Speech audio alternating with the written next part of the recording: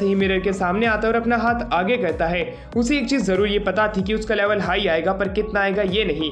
वो हाथ रखता है और वो मिरर टूटने लग जाता है। एनर्जी वेव्स तो पानी की तरह बाहर निकल रही थी कि एडवेंचर गिल्ड की जो मालिक होती है वो खुद भी नीचे आ जाती है। एडवेंचर गिल्ड की मालिक एक लोली होती है। उसे देखने के बाद में डियाब्लो उसके ऊपर लट्टू हो जाता है। वो उसे बताती है कि हम तुम्हें यहाँ पे नहीं रख सकते हैं क्योंकि तुम्हारा लेवल ज़्यादा है और तुम मेरे अंडर काम नहीं करोगे क्योंकि मेरा लेवल तुमसे कम है, इसी वजह से तुम्हें यहाँ से जाना होगा। पर अगर तुम रुक के काम करना चाहते हो तो तुम्हें अच्छे पैसे मिल जाएंगे। डियाब्लो तैयार होता है क्योंकि इतनी सुंदर लड़की को पीछे नहीं छोड़ सकता था।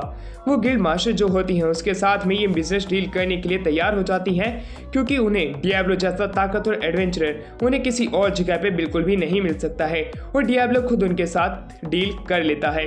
वो जैसे ही डील करते हैं वो गिल्ड मास्टर जो होती हैं उनके लिए एक मिशन बाहर निकालती है जो कि सीधा मेज एसोसिएशन से आया था। उन्हें एक स्पेशल स्नेक को पकड़ना था जो कि जंगल की तरफ मिलेंगे। वो वहां पे निकल जाते हैं। डियाब्लो को तो शक हो रहा था कि आखिरकार मेज एसोसिएशन को हमारी ही जरूरत क्यों पड़ रही है इस तरह के स्नेक को पकड़ने के लिए, कहीं दाल में कुछ काला तो नहीं है। पर रैम उसे सोचने से मना कर देती है इतना ज्यादा क्योंकि ये फालतू की ही बातें हैं। यहाँ पे उनका बुरा चाहने वाला कोई भी नहीं है। रैम की बातों पर से भरोसा हो जाता है। वो पूछता है क्यों ना हम टेलीपोर्ट मैजिक का इस्तेमाल करें, जिसके ऊपर शारा बताती है कि इस तरह का कोई मैजिक ही नहीं है। इस वजह से डियाब्लो का दिमाग खराब हो जाता है क्योंकि वो लगातार 5 घंटों से चल रही हैं। वो अभी तक अपनी डेस्टिनेशन पे नहीं पहुंचे हैं। रैम कहती है कि बस हम पहुंचने वाले हैं। इस पे डियाब्लो खुश हो जाता है। 10 घंटे बाद भी वो नहीं पहुंचे होते, पर एट द एंड स्नेक जंगल पे वो पहुंच जाते हैं। ये जंगल अब और भी ज्यादा डरावना डियाब्लो को लग रहा था, गेम में कम लगता था। उसी दौरान शारा बताती है कि सामने कुछ लोग हैं, मैं उनकी प्रेजेंस महसूस कर पा रही हूँ। जिसके ऊपर डियाब्लो पूछता है कि आखिरकार वो कहाँ पे है। शारा जो होती है उन सबकी पोजीशन एक एक करके बताने लग जाती है। डियाब्लो अपना स्टाफ बाहर निकालता है, उन पे अटैक करने के लिए तैयार हो जाता है। शारा जैसे जैसे इंडिकेट करती है वो फायर मैजिक का इस्तेमाल वहीं करता है। अब वहां से कुछ एल्फ निकल के आते हैं क्योंकि जंगल में आग लग चुकी थी। वो अपनी क्वीन शारा को लेने आए थे। वो एल्फ जो कि इस सेना को लीड कर रही थी वो कहती है कि मैं तुम लोगों से नहीं डरने वाली हूँ, हमारी क्वीन शारा को तुम छोड़ दो वरना तुम सभी खत्म हो जाओगे। डियाब्लो हैरान था कि शारा इनकी क्वीन है।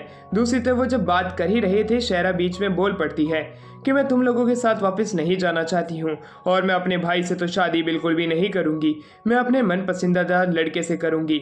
वहीं दूसरी तरफ डियाब्लो जो होता है वो भी शारा की सारी बातें सुन रहा होता है कि आखिरकार यहाँ पे चल क्या रहा है। शारा की बातों से उसे एक बात पता चल चुकी थी कि ये रेबल किड को देखती है और ये एक इंडिपेंडेंट वुमेन बने रहना चाहती है। पर तभी सामने खड़े जितने भी एल्फ सर्वेंट होते हैं वो यहाँ से शारा को लेके ही जाएंगे चाहे कुछ भी हो जाए। यही उनकी आखिरी बात होती है। इनके पास और कोई चारा नहीं बचता, इसलिए डियाब्लो इसके आगे की चीज संभालने की बात करता है। वो एल्फ की आर्मी जो होती है उसके ऊपर एरो से अटैक कर देती है। उन्हें लग रहा था कि वो डियाब्लो को हरा देंगी, पर उसके ऊपर एक बाल जितना भी फर्क नहीं पड़ रहा था। वो हैरान थी। उन्हें पता चल चुका था कि सामने वाला एनिमी ताकतवर है। अब वो मैजिक एरोज जो होती हैं वो अपनी पॉकेट से बाहर निकालती है। ये मैजिक एरो जो है वो ताकत से ताकतवर मॉन्स्टर को भी मारने का दम रखता था। डियाब्लो भी यही देखना चाहता था कि आखिरकार ये कितने ज्यादा ताकतवर हैं। वो एरो भी उसके ऊपर काम नहीं आता। अब डियाब्लो की बारी थी। डियाब्लो अपना एक हाथ ऊपर करता है और स्टाफ बाहर निकाल लेता है। स्टाफ की मदद से वो वहां पे आइस मैजिक को समन करता है। पूरी जगह बर्फ से ढक चुकी थी। उसी दौरान हमें वहीं पे मैच एसोसिएशन के उसी पर्सन को दिखाया जाता है जिसका डियाब्लो के साथ में 36 का आंकड़ा है। उसे देख के वो उसके पास जाता है। वो उसे बता देता है कि मैंने मेज एसोसिएशन के नाम से तुम लोगों को एक ट्रैप में फंसाया था। ये बात सुनकर डियाब्लो गुस्से में था। रैम उसे बताती है तुम्हारी ये बात जो है मेज एसोसिएशन तक जाएगी, तुमने उनका नाम का गलत इस्तेमाल करके लोगों की जान खतरे में डाली है। ये बात सुन के वो पर्सन जो था काफी ज्यादा घबरा जाता है और वहां से भागने की कोशिश करता है, पर इतना ज्यादा डरा हुआ था कि वो सही से चल नहीं पाता और गिर जाता है। उसी दौरान एल्फ जो होती है यानी कि शारा वो अपने सर्वेंट को यहाँ से जाने के लिए कह देती है क्योंकि अब उसके कुछ नए दोस्त बन गए थे और उसे उनकी मिशन में मदद करनी है। उसी के ही बाद वो आएगी। अगर उसे किसी से प्यार उस बीच हो जाता है तब वो बिल्कुल नहीं आएगी। वो रैब को जाके गले से लगा लेती है। अब वो लोग वापस से गिल्ड में आते हैं। गिल्ड मास्टर उनसे माफी मांगती है और उन्हें एक न्यू मिशन देती है, पिछले मिशन की गलती को इस मिशन से छिपाने की कोशिश करती है। उसी दौरान उन्हें ये बात भी पता पता चल जाती है कि ये सिलिस ने ही दिया होता है, मेज एसोसिएशन की लीडर ने। इसका नाम सुनते ही रैम जो होती है वो इस मिशन पे नहीं जाना चाहती थी, क्योंकि पता नहीं ये कहीं वापस से उनकी कोई चाल तो नहीं है ट्रैप में उन्हें लाने के लिए। पर उसके ऊपर सिल्विया उसे मना कर देती है, क्योंकि ये खुद सेलिस ने ही ऑर्डर दिए हैं। फिर भी रैम नहीं जाना चाहती थी। डियाब्लो को ये बात पता थी, ये जो मिशन है ये पिछली गलती के लिए ही उन्हें मिला है, क्योंकि उन्हें ट्रैप में फंसाया गया था और इसका जो रिवॉर्ड है वो काफ़ी ज़्यादा हाई है। अगर उन्हें ये पैसे मिल जाते हैं तो उनके आने वाले 1 महीने का खर्चा उन्हें ऐसे ही मिल जाएगा। और दूसरी तरफ इन्हें कुछ वाइन की बोतल और खाने का सामान एक फोर्ट तक पहुंचाना है। उसी दौरान वो बात करने लग जाते हैं रैम से। रैम अकेले ही वहां से निकल जाती है और मिशन पूरा करने के लिए कहती है। एमिल नाम का एक एडवेंचर, जो कि एडवेंचर गिल्ड का सबसे ताकतवर प्लेयर होता है, वो वहां पे आके कहता है कि तुम उन दोनों लड़कियों को छोड़ दो, मैं जानता हूँ कि तुमने उन्हें अपनी ही मर्जी से पालतू बनाया है। उसकी ये बात सुन के वो हैरान था। अब वो एमिल उससे फाइट करना चाहता था। डियाब्लो भी तैयार था, क्योंकि वो उसके अंदर एक राइजिंग स्टार को देख सकता है, जो कि उसकी आंखों से ही पता चलता है। वो उससे फाइट करने के लिए तैयार हो चुका था। वो उसे सबसे पहले अटैक करने के लिए कहता है। एमिल इसके लिए तैयार हो जाता है, क्योंकि वो हमेशा बुराई के खिलाफ खड़ा रहेगा और अच्छाई को जिता के रहेगा। वो अपनी स्वॉर्ड एनर्जी का इस्तेमाल करता है और वो डियाब्लो के ऊपर अटैक करता है। डियाब्लो अपने स्टाफ से उसके अटैक को रोक लेता है। ये देख के एमिल हैरान था और एमिल को इस बार अपनी सीक्रेट टेक्निक का इस्तेमाल करना पड़ता है। एमिल इसका इस्तेमाल नहीं करना चाहता था, वो ऐसा कहता है। सारी एनर्जी उसके अंदर आ चुकी थी बाहर की, पर उसी दौरान डियाब्लो उसके मुंह पे एक मुक्का मार के उसे बेहोश कर देता है।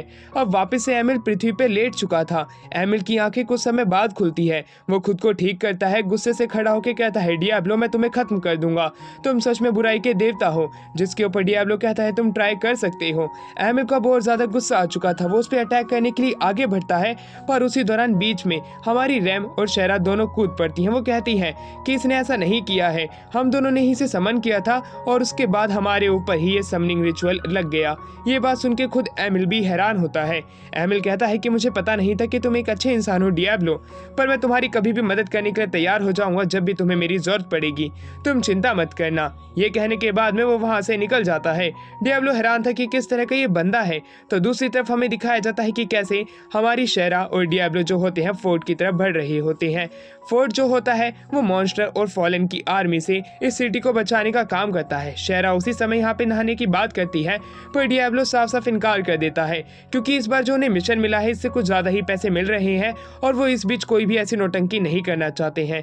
जिसके ऊपर शेरा एट द एंड मान जाती है। वो फोर्ट के पास जाते हैं, जहाँ पे कि कुछ लोग पहले ही उन्हें रोक देते हैं, क्योंकि वो डियाब्लो को एक फॉलन समझते हैं। फॉलन वो लोग होते हैं जो डीमन लॉर्ड को जगाने की कोशिश करते हैं और वो शैतान भी होते हैं।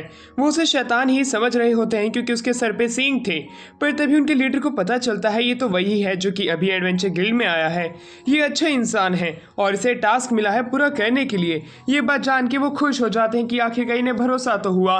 शेर जो होती है उन्हें एक बास्केट देती है और वाइन पीने के लिए, पर वो कहते हैं कि यहाँ पे भी फॉलन का अटैक होने वाला है। ये बात सुनते ही डियाब्लो जान जाता है कि अभी वो लोग आएंगे आर्मी लेके, वो आर्मी जो कि रैम को पकड़ना चाहती है, जिससे कि वो डीमन लॉर्ड को जगा सके।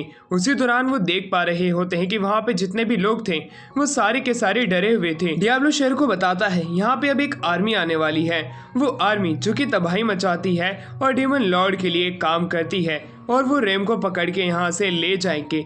उसकी बात सुनने के बाद में शेर यहाँ के लोगों को बचाना चाहती थी। शेर यहाँ पे नहीं चाहती थी कि लोग मारे जाएं।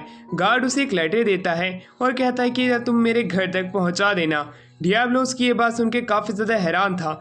गार्ड यहाँ से जाना चाहता था, पर उसे अपने लोगों की रक्षा भी करनी थी, इसलिए वो वहीं पे खड़ा रहेगा। डियाब्लो जो होता है अब उनकी मदद करने के लिए थोड़ा डाउन होने लग जाता है, और शेरा भी जब उसे कहती है कि इनकी मदद करनी चाहिए, क्योंकि ये लोग भी चाहते हैं कि ये जिंदा रहे, हम किसी नादान इंसान को मरते हुए नहीं देख सकते हैं। गार्ड जो होता है वो भी उसे जाने के लिए कहता है, पर डियाब्लो शेरा की तरफ देखता है और उनको प्रोटेक्ट करने का वादा करता है। उन सभी को ऊपर आने के लिए कहता है। सामने वो खुद खड़ा होता है। सामने एक बहुत बड़ी आर्मी जो होती है उन्हीं की तरफ बढ़ रही होती है, जो कि फॉलन से भरी हुई थी। उन्हें लीड करने वाली लीडर जो होती है वो पीछे खड़ी हुई थी। डियाब्लो इंतजार कर रहा था कि कब वो लोग यहाँ तक आएंगे। शेरा उसे अपना ध्यान रखने के लिए कहती है। डियाब्लो पूरा कंफर्म था कि वो इन लोगों को तो हरा ही देगा। दूसरी तरफ रैम से सेलेस मिलती है। सेलेस उससे पूछती है, मुझे लगता है कि डियाब्लो जो है वो तुम्हारा बुरा चाहता है। रैम साफ साफ इनकार कर देती है कि वो वैसा इंसान नहीं है जैसा कि तुम समझ रही हो, पर अभी भी सेलेस को उस पर यकीन नहीं होता है। सेलेस उसे समझाने की कोशिश करती है कि उसे मेज एसोसिएशन में आ जाना चाहिए, पर रैम खुद ही यहाँ पे एडवेंचर करना चाहती है और खुद को सुरक्षित रखने का वादा करती है, क्योंकि उसे डियाब्लो पे और शेरा पे बहुत ही ज्यादा भरोसा है और वो उसका भरोसा नहीं तोड़ेंगे। वहीं दूसरी तरफ मेज एसोसिएशन का वही बंदा वहां पे आता है। उसके कपड़ों पे खून लगा हुआ था और वो वहां पे रैम को मारने के